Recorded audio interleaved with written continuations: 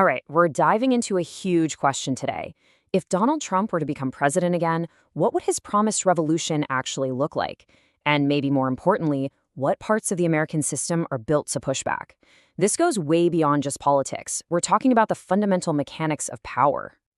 And look, this question, it's really at the heart of American democracy, right? It's that essential push and pull the founders built right into the system. Just how much power should one person have? We're about to see how that tension could play out in a really modern way. So, to help us unpack all of this, we're looking at an article from Ian Bremmer in Time magazine, and he puts forward this really fascinating idea that what we're witnessing is a work-in-progress revolution. Let's dig into what he actually means by that. Okay, here's how we're going to break it down. First, we'll define what this revolution really is.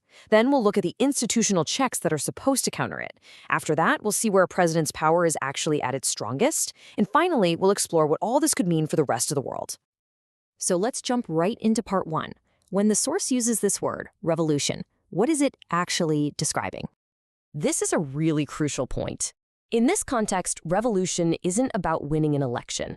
The article defines it as a serious attempt to change how the government itself works, to actually rewire the machinery, not just change the person in the driver's seat. And here's where the strategy gets really interesting. The argument is that the goal isn't necessarily to tear down the whole system anymore. Instead, it's to weaponize the existing parts of that system, to use the levers of power that are already there for specific political goals. That is a huge distinction. And according to the source, this isn't just a theory. It points to some concrete examples from the first term as evidence. Things like imposing tariffs that were the highest we've seen in decades, shaking up free market principles, challenging election results, and setting the stage to reshape the entire federal bureaucracy. These are all framed as the building blocks of this so-called work-in-progress revolution. But of course, no president just gets to do whatever they want. And that brings us to the other side of the equation, the powerful institutions that are designed to push back. You see, the American system was basically engineered for this exact kind of tug of war. It has these counterweights built right in to stop any one part of the government from getting way too powerful. And you can really see the two sides lining up here. On one side, you have the president's tools, things like executive authority, the power to appoint judges, and influence over federal agencies. But on the other side, you've got these institutional counterweights, the courts, the states, Congress, and even those very same federal agencies, all of them able to put up some serious resistance. And these checks aren't just ideas on paper. The source makes it clear that we've seen this in action pretty recently. Courts have struck down the use of emergency powers. Federal agencies have kicked off politically charged investigations. And you've had individual states just go their own way, completely defying what the federal government wanted. So this all leads to a really logical question. If a president's power at home is so constrained, where can they act with the most freedom? Well, the analysis suggests the answer isn't here at home. It's on the world stage. And this is where everything pivots. The article suggests that in a potential 2025 term, the real arena for bold unilateral action would shift, big time, over to foreign policy. This is the absolute core of the argument. While a president might be hitting institutional roadblocks left and right on domestic issues, their power to act alone and completely reshape policy is just dramatically greater when it comes to foreign affairs. In fact, the source gives this idea a pretty memorable name: the peak of unilateral Trump. The thinking is that because there are just fewer checks and balances in the foreign policy world, a president has a much clearer runway to pursue a really transformative agenda. So what would this kind of unilateral playbook actually look like?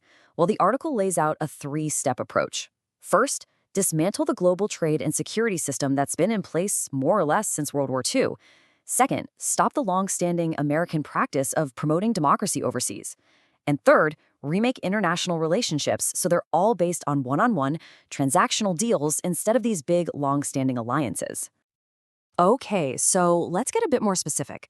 How could this unilateral foreign policy actually change America's relationships with other countries around the globe?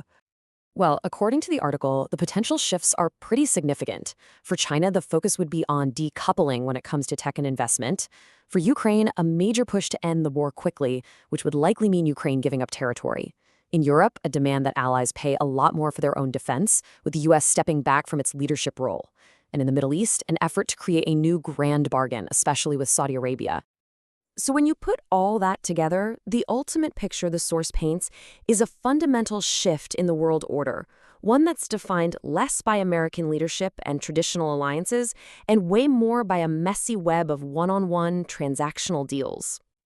And all of this leaves us with a much bigger, more profound question that goes way beyond any single person.